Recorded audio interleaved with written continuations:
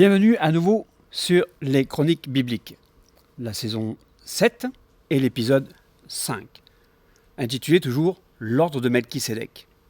Je vous rappelle le verset de base, Hébreux au chapitre 5 et le verset 6. Comme il dit encore ailleurs, tu es sacrificateur pour toujours, selon l'ordre de Melchisédek. Comme nous l'avons déjà vu dans les chroniques d'avant, Melchisédek était roi. Et de même, Jésus est roi et sera roi lors de son retour.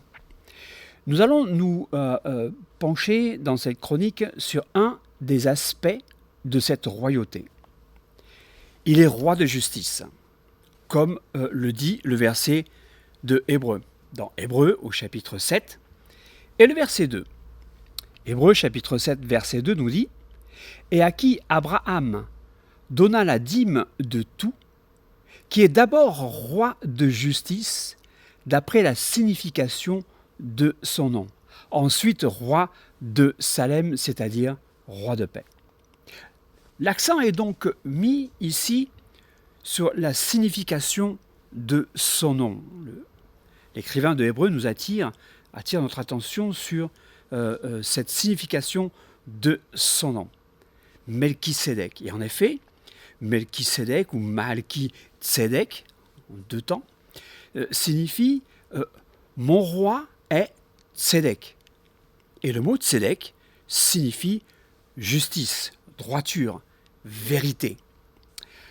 Ce mot Tsédek est donc très intéressant car il s'applique dans plusieurs domaines. Et cela nous donne donc des informations sur le caractère moral et éthique du roi. Cette justice est d'abord un attribut de Dieu et elle doit se transmettre à ceux qui gouvernent. Tzedek, donc, c'est la justice. C'est la justice dans une affaire ou une cause, c'est la droiture dans un discours, c'est aussi une justice morale, ce qui est éthiquement droit. C'est aussi la justice de Dieu comme gardien de l'alliance dans la rédemption. Ainsi donc, Melchisédek, comme roi de justice, représente cet attribut de Dieu qui est important. Et de son roi, bien sûr, messianique, qui viendra par la suite. La Bible nous présente Dieu comme un juste juge. Nous allons voir les versets qui nous en parlent. Le psaume, par exemple, le psaume 7 et le verset 12 nous dit, psaume 7, verset 12, « Dieu est un juste juge. Dieu s'irrite en tout temps. » Et dans Jérémie, au chapitre 11 et le verset 20, nous dit « Mais l'Éternel des armées est un juste juge, qui sonde les reins et les cœurs. Je verrai ta vengeance, j'exercerai contre eux, car c'est à toi que je confie ma cause. » C'est une raison de plus pourquoi on ne doit pas se venger nous-mêmes, mais donner toute vengeance dans les mains du Seigneur, parce que lui est un juste juge. Donc Dieu est un juste juge, et comme c'est lui qui met en place les autorités, il s'attend à ce que celle-ci soit le reflet de sa nature, comme nous le voyons avec le roi Salomon.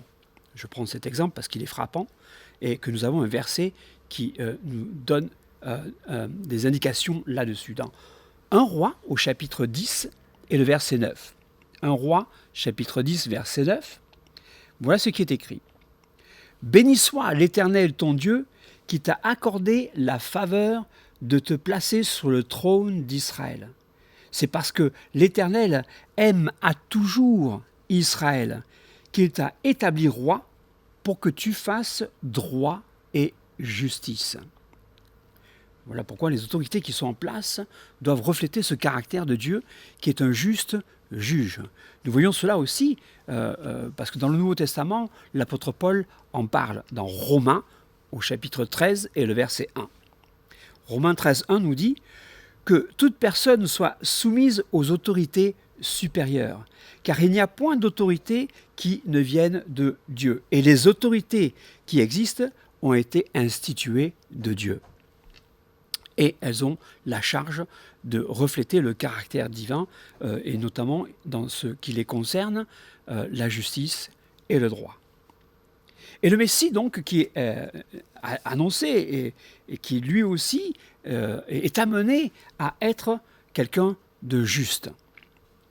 C'est ce que nous annonce effectivement le prophète Jérémie. On va tourner dans Jérémie au chapitre 23 et le verset 5. Voici comment il parle de Jésus-Christ qui allait venir. L'annonce du Messie qu'il fait.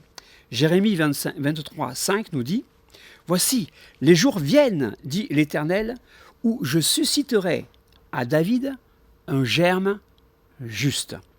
Il régnera en roi et prospérera. Il pratiquera la justice et l'équité dans le pays. » Vous voyez, même en ce qui concerne le Messie qui doit venir, il sera roi et lui aussi doit pratiquer ce qui est juste. Il est appelé germe juste et pratiquer l'équité dans le pays. Et on sait que donc Jésus-Christ, le Messie, est ce germe juste qui a été annoncé. Vous voyez le parallèle qui est fait. Il doit avoir, et Jésus-Christ a effectivement les mêmes caractéristiques que ce Melchisédek. Et lorsqu'il était donc sur terre, Jésus a confirmé cette prophétie et il a démontré que Dieu lui a donné cette justice et qu'il a exercé selon sa volonté. On voit cela dans l'évangile de Jean au chapitre 5 et je vais prendre les versets 22, 27 et 30. Jean chapitre 5, versets 22, 27 et 30. Si vous voulez suivre avec moi, je vais vous le lire. Le Père ne juge personne, mais il a remis tout jugement au Fils, et il lui a donné le pouvoir de juger, parce qu'il est Fils de l'homme. Je ne puis rien faire de moi-même. Selon que j'entends, je juge, et mon jugement est juste, parce que je ne cherche pas ma volonté, mais la volonté de celui qui m'a envoyé.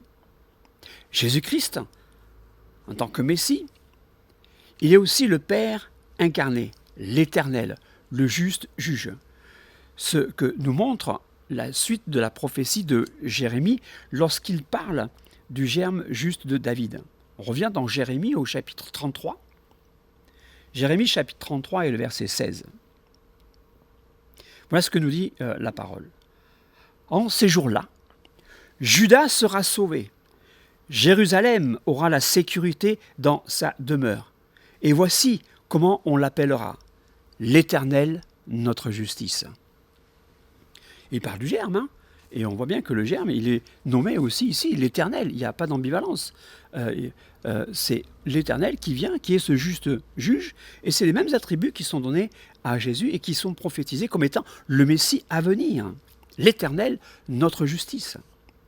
Donc, finalement, on en revient à Melchisédek et on s'aperçoit que finalement, c'est un type de quoi? Du roi de justice que nous avons en Jésus-Christ, comme s'il était déjà une ombre de ce qui devait venir et qu'il sera lorsqu'il reviendra sur la terre sur la terre pour juger les vivants et les morts. Donc, la Bible, elle fait un tout et elle est juste dans tout ce qu'elle dit. Et elle nous montre Jésus comme étant un homme juste. Et elle le déclare ainsi. Voilà ce que nous dit l'apôtre Paul dans la deuxième de Timothée, au chapitre 4 et le verset 8. Désormais, la couronne de justice m'est réservée. Le Seigneur, il parle de Jésus ici, hein, le Seigneur, le juste juge. Waouh, le juste juge. Exactement comme Dieu est appelé le juste juge. Me la donnera dans ce jour-là, et non seulement à moi, mais encore à tous ceux qui auront aimé son avènement. Je vous encourage à aimer l'avènement de Jésus-Christ, parce que cette couronne nous est aussi réservée. Donc Jésus-Christ est aussi l'incarnation de la justice de Dieu. Et en tant que chrétien, cela est très important de le reconnaître. Jean nous aide à comprendre cette notion dans 1 Jean au chapitre 2 et le verset 1. Voici ce que Jean nous dit. « Mes petits enfants, je vous écris ces choses afin que vous ne péchiez point.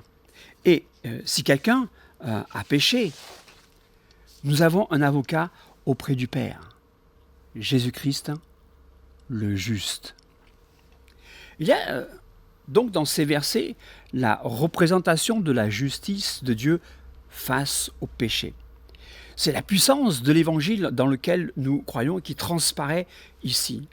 La justice de Dieu demandait la mort du pécheur. Et on connaît bien ces versets, on les a déjà cités, mais je vous le redonne encore. Romains au chapitre 6, c'est le verset 23. « Car le salaire du péché, c'est la mort.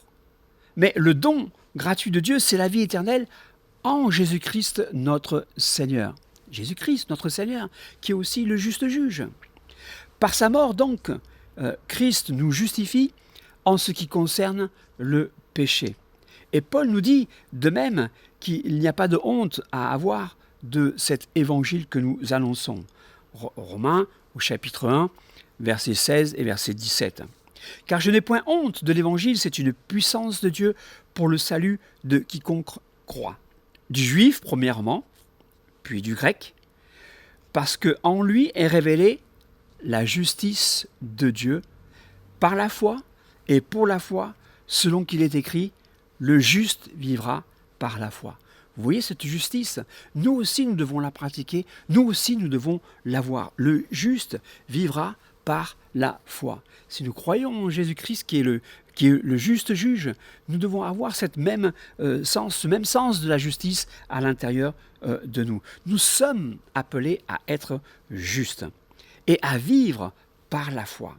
La foi, bien sûr, d'abord en la justice de Dieu qui efface notre péché, qui nous sauve par la foi en Jésus-Christ. Cette justice que nous obtenons par la foi, elle produit un résultat. C'est ça qui est important. Voilà pourquoi on commence par la justice et qu'on parle de la justice, parce qu'elle-même, elle produit quelque chose et ce résultat, c'est la paix avec Dieu. Toutefois, on doit retenir quelque chose, c'est que sans cette justice, sans la justice, on ne peut avoir la paix. Voilà pourquoi l'Écriture nous dit que Melchisédek est d'abord roi de justice d'après la signification de son nom. Voilà pourquoi c'était important de commencer par ces choses-là. Vous avez vu, j'ai montré comment il était roi, que Jésus est aussi roi, comme Melchisédek. Que Melchisédek, ici, on le voit roi de justice. Et c'était important de commencer par la justice, parce que c'est déjà la signification de son nom. Et ensuite, il nous est dit qu'il est roi de Salem, c'est-à-dire roi de paix. Vous voyez, d'abord le nom qui est important, mais ensuite le lieu qui vient, la paix. Et sans la justice, on ne peut obtenir la paix. Mais ça, je vous en parlerai dans une prochaine chronique. Si vous avez aimé, mettez un like, mettez un petit pouce, partagez ces choses-là. Et je vous dis à bientôt.